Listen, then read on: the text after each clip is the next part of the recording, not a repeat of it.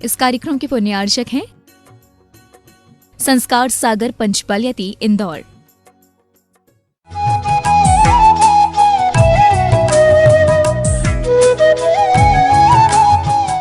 पत्रं यत्र विहायसि विपुले स्थातुं क्षणं नाक्षमं तत्रास्ते गुणरत्नरोहणगिरि यो देवदेवो महान् चित्रं नात्र करोति कस्य मनसा द्रष्टा पुरे श्रीपुरे सश्री पार्श्वजिनेश्वरो विजयते दिग्भाषिषां शासनम। पत्र टिके ना जहाँ अधर में गुणरत्नों का गिरिवर हो, कितना विस्मय किसे नहीं हो, जरा देख लो सिरपुर को। देवों के भी देव पार्श्व जिन अंतरिक्ष में शांत रहे, युगों युगों तक दिगंबरों का जिन शासन जयवंत रहे, युगों युगों तक दिगंबरों का जिन शासन जयवंत रहे। भगवान परमात्मा की उपासना करना हर व्यक्ति के लिए बहुत ज़रूरी होता है। जैसे कोई समुद्र में रह कर के मगर से बैर नहीं कर सकता है, ठीक इसी तरीके से कोई संसार में रहते हुए, ग्रस्त अवस्था में रहते हुए परमात्मा की पूजन से दूर नहीं हो सकता है। लेकिन हमारे यहाँ सबसे बड़ी बात यह आती है कि परमात्मा, भगवान परमात्मा कौन से होते हैं, भगवान परमात्मा में क्या अंतर होता है, क्या सोच होता है, इस पर सोचने की बात है।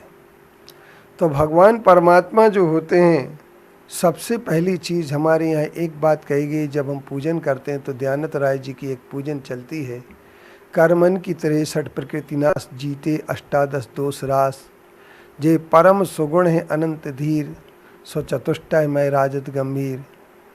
ये बात जो कही जाती है हमारे यहाँ, और इस बात के अंतर्गत ये कहा समूह शरण आदि वैभव से युक्त होते हैं, तो 5 विशेषताएं अरिहंत परमात्मा की बन जाती हैं। सबसे पहले नंबर, कर्मों की 63 प्रकृतियों का नाश करने वाले हैं, 18 दोषों से रहित हैं, जिनकी समूसरण आदि वैभव होते हैं, और जिनके अंदर से सबसे बड़ी बात यह होती है कि अनंत चतुष्टय प्रकट हो जाते हैं, और जिनके 46 मूल गुण होते हैं उन्हें अरिहंत परमात्मा कहते हैं। वे अरिहंत परमात्मा की हम उपासना करते हैं, उन्हीं को केवल ज्ञान की प्राप्ति होती है, और जिन्हें केवल ज्ञान की प्राप्ति हो जाती है, ऐसे केवल ज्ञानी के लिए ही हम नमस्कार करते हैं। उनकी वीतरागता, उनकी सर्वज्ञता वंदनीय होती है। अब हमारे सामने एक बात आती है, केवल ज्ञान किसको प्रकट हो सकता है। तो हमारे जैनों में ही कई प्रकार के मत आए, जैसे लोग कहते हैं श्वेतांबर दिगंबर मत आते हैं सामने। तो श्वेतांबर लोग कहते हैं कि केवल ज्ञानी के जो है केवल ज्ञान ग्रस्त अवस्था में भी हो सकता है, और इसके लिए वो कहते हैं 10 वैकालिक ग्रंथ में और आवश्यक निरुक्ति में एक कहानी आई है, जिसे कूर्मावत पुत्र की कहानी कहते हैं। एक कूर्मावत पुत्र था जिसके लिए केवल ज्ञान हो गया, और केवल ज्ञान होने के बाद वह कहता है कि यदि मैं चारित्र ग्रहण करूँगा तो मेरे माता पिता मेरे मोह में मर जाएंगे, इसलिए वह चारित्र ग्रहण नहीं करता है, केवल ज्ञान होने के बाद घर में ही रहता है। इन कपोल कल्पनाओं के आधार पर, इन कल्पित कहानियों के आधार पर यह बात सिद्ध की जाती है कि ग्रस्त अवस्था में भी केवल ज्ञान हो जाता है, स्त्री को भी केवल ज्ञान हो जाता है। इसके उपरांत ये भी कहा जाता है कि केवल ज्ञानी जो होता है, मल्लीनाथ एक स्त्री थी और उनके लिए भी केवल ज्ञान, वो तीर्थंकर बन गई, तीर्थंकर प्रकृति हुई।